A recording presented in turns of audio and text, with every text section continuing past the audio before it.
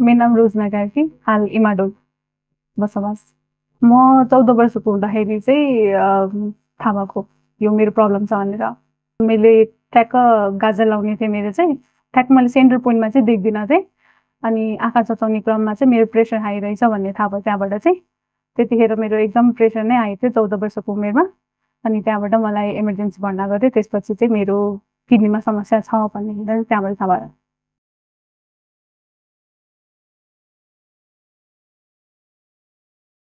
यही किडनीकै म follow-up case गरिराख्दाखेरि डक्टरले मलाई अब डायलिसिस जानुपर्छ एक दिन भन्ने कुरा चाहिँ भन्नुभएको थियो।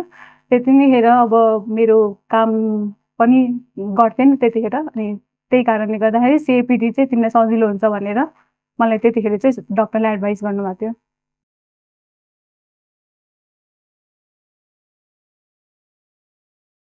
फिल त अभियसली नराम्रो नै लाग्छ, किनकि आफ्नो पेटमा एउटा सानो पल गर्छ भन्ने कुरा थाहा पाइसकेपछि चाहिँ डरै फिल हुन्छ होइन।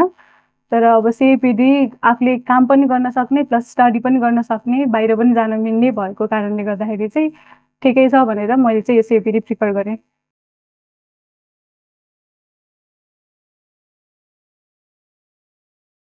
मलाई केही क्वेसन्सहरू इन्क्वायरिजहरू सोध्नु पऱ्यो भने उहाँहरू 24 आवर्स नै एभाइलेबल हुनुहुन्छ मेरो लागि डायलिसिस गर्दाको प्रब्लममा।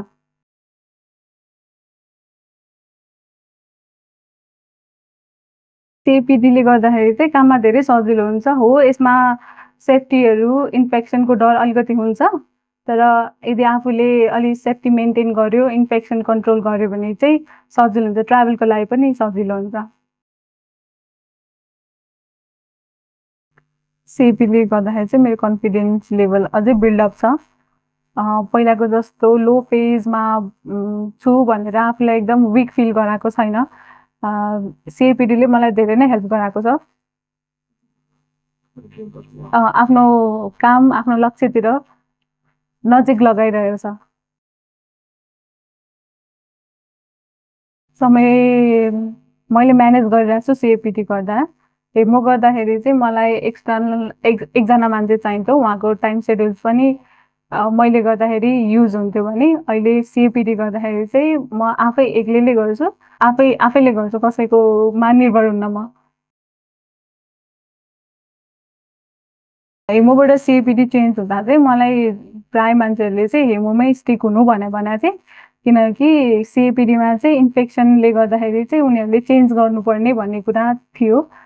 अनि जहाँसम्म मेरो मेरो सुझाव चाहिँ के छ भने सिएपिडीमा यदि सफा सुगर भयो भने चाहिँ त्यस्तो केही पनि चेन्ज गर्नुपर्ने हुँदैन, झन् सजिलो हुन्छ।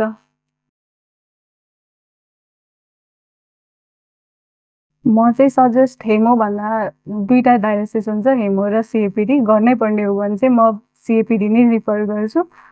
हेमोमा त्यति नै हेर एकदम स्ट्रेस एकदम के अरे ग्लुकोज डाउन सबै एकैचोटि हुन्छ, त्यतिखेर फेरि गाह्रो पनि भइरहेको हुन्छ पेसेन्टलाई।